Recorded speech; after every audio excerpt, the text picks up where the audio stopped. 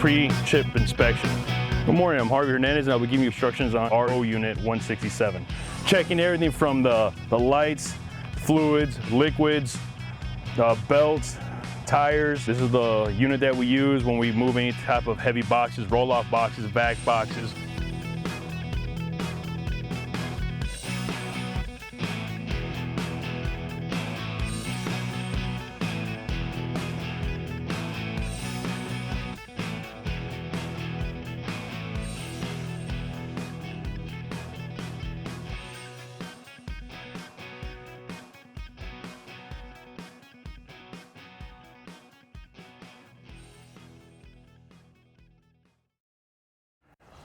On this side, check your window washing reservoir, your power steering, your caps, hoses, connections, cables. Make sure everything's not frayed, damaged. Make sure everything's in good working order. Check your oil. Give it a good clean, recheck it, make sure it's in good operating condition, which it is. On this side, we want to check your tires, check your brakes, check any kind of suspension. You want to look for any kind of cracks, damages that will impede the vehicle from doing its operation. Go on the other side. At this time, you have your lock right here. Keep that down until you're done checking the engine compartment. This will allow the hood to stay and not come down as you're checking it, whether it's a wind gust or anything like that. In the upright position, it releases it so the hood will come down. For now, keep it down as we check the vehicle. We're going to check your coolant reservoir, any lines connected to it, your belt. Again, checking the tires, the inside, air lines, brakes, any bolts, any fixtures, any electronic equipment to make sure it's not cracked, damaged, frayed, missing components.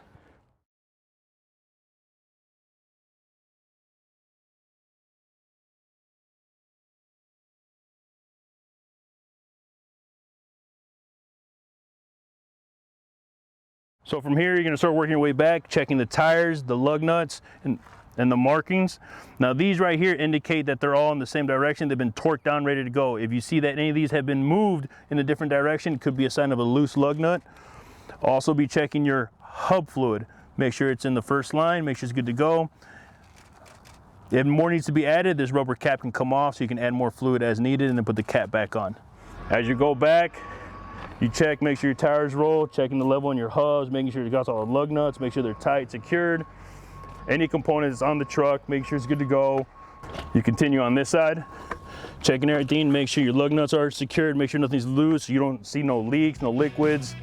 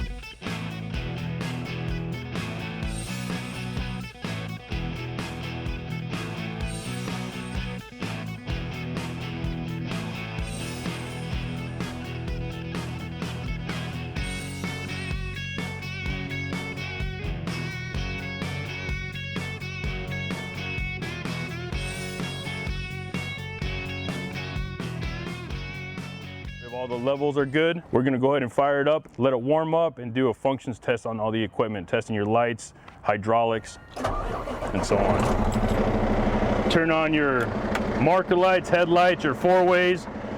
Turn your PTO on so they can do a functions test on your hydraulic systems.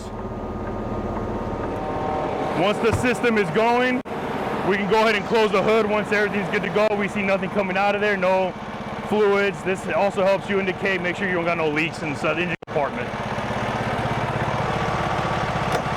Lift up the safety and you can close the hood.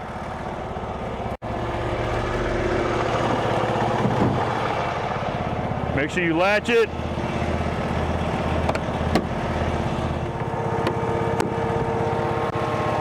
Once everything's good to go, you can do a 360 walk around, ensuring your headlights, flashers, indicators are all on.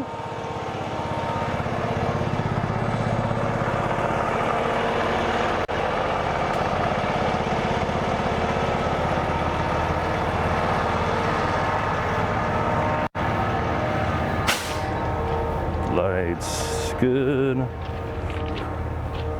Four ways, good. That's good. Markers, good. Once we're complete with that, we're going to do a functions test on the system itself. You know, make sure the air system airs up, make sure your drop axles drop down, then you'd also test your hydraulic system. The last thing you want to do is get to a spot and you test your vacuum there instead of at the shop, and it doesn't work, something's wrong with it, and you got to troubleshoot. We have multiple other units, from a vac truck to road tractors.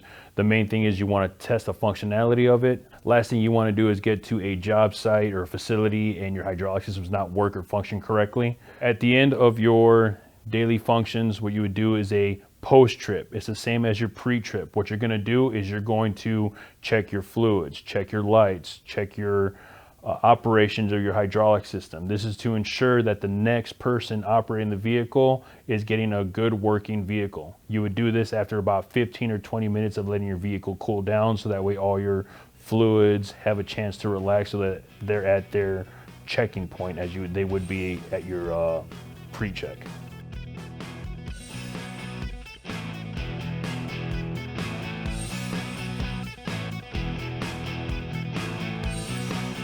If you don't know, ask. Communication is key. It's always better to ask and find out the right answer than assume you can figure it out, or assume you know the right answer and an incident occur, damage to property, injury to yourself. Always ask. Communication is key.